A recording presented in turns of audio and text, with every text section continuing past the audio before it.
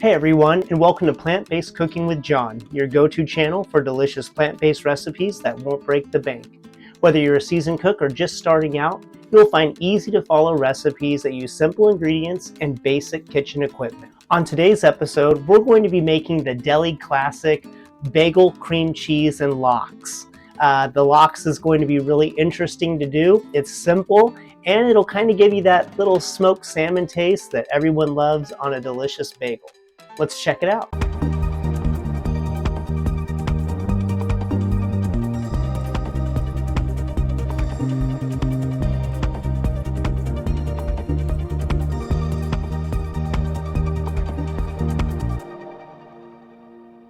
First things first, let's talk about the ingredients that we're going to be using for this recipe.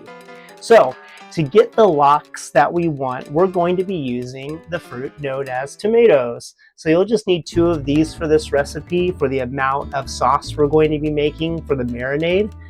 So hang on to those. We are also going to be using a bagel of some kind. The next thing you'll want is a cream cheese, a vegan or plant-based cream cheese. The next thing we're going to use, and this will be mostly for the marinade for the tomatoes, we're going to be using olive oil, okay? We're also going to be using soy sauce. And the last but not least, we're going to be using liquid smoke. That's going to be the base for our marinade. You're gonna want some kind of seaweed or nori. You can buy the full sheets. I like this because it's snack size and it's just enough for this recipe. Now, there's also some optional ingredients that you can use.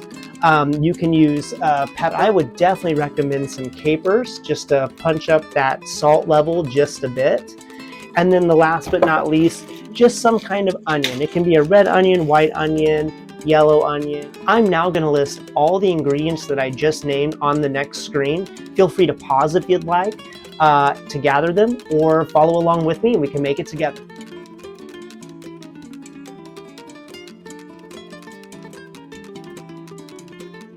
Okay, the first thing you want to do before cutting into the tomatoes, you're just going to take a regular saucepan, a pot, and you're going to fill it up with water come to a boil before you add the tomatoes. So I'm going to do that right now. Is you're just going to take a serrated knife and you're just going to cut a little slit from the core all the way down to the bottom.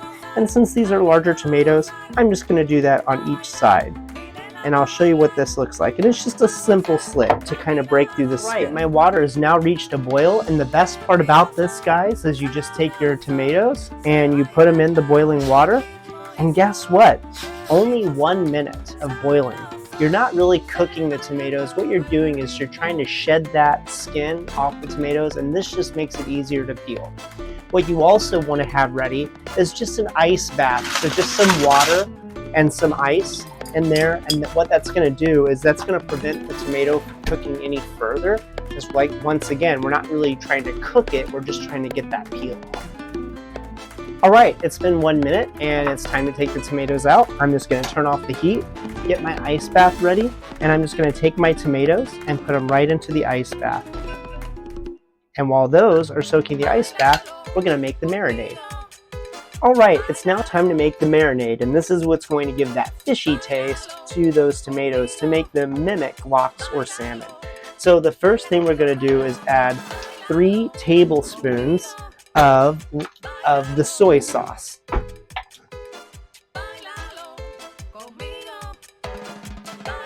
Three. Okay? After the soy sauce, we're going to do 2 teaspoons of olive oil. This is a ½ teaspoon. So I'm going to do 4. Then we're going to add the liquid smoke, which is 1½ teaspoon. 3. And then last but not least, we're going to add our little seaweed snack.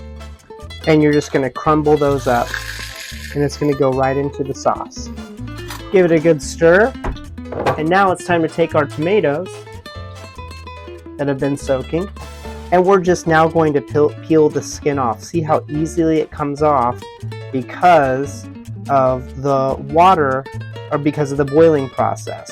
So I'm just going to peel the tomato skins off. Okay, I've now peeled the skin off the tomatoes. They look pretty interesting, right? But you can see even the grain and the texture of the tomatoes.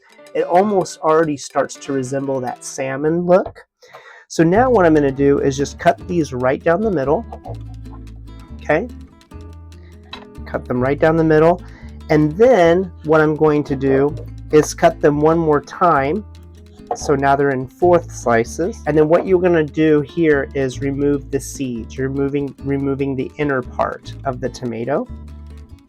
All right, I have my seedless tomato skins. I just cleaned off the area for a better presentation here. And now what I'm going to do is just take each piece and just kind of tear them.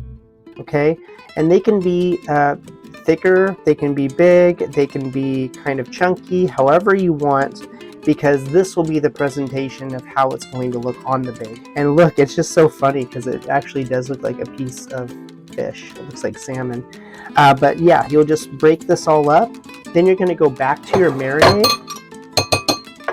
and you're just going to put all of those tomatoes in. And you're going to want to stir this in really good. I like to put all of this into a plastic Ziploc bag because I feel like I can move it around and get all of those areas completely saturated. It's easy just to kind of move around and get it all incorporated and mixed in. You'll want to set this in the fridge for about 30 minutes, and then we'll come back and we'll assemble the bagel. I have pulled my blocks out of the fridge after marinating for 30 minutes. I'm just going to stick my bagel in here now and have it toast. And then while that's toasting, I'm going to go ahead and just cut up a little bit of onion. And I like to use a serrated knife for the onion so I can cut it thinner. And I'm just pressing up against the onion to make these little thin strips. They'll look kind of like this, where they're really thin. And I'll just put those to the side. My bagels are now toasted to my liking, so I'm just going to pull those out. And the first thing I'm going to do is just add a little bit of cream. Now I have my cream cheese on my bagel. And the next thing I'm going to do is I'm just going to add the lox. So you can just take these individual pieces out. So I'm just going to put my salmon pieces on. And now I'm going to decorate it a little bit with some onion. Just a little bit on there, just enough to give it that little onion bite. I'm going to take my capers and put as many on there if you want. If you don't have them, it's okay. It just gives a little bit more salt. And then you'll finish it off by just sprinkling a little pepper if you want. And then you have your delicious lox and cream cheese bagel. I have my delicious made lox and cream cheese bagel. It looks amazing, and we're going to try a little bit right now.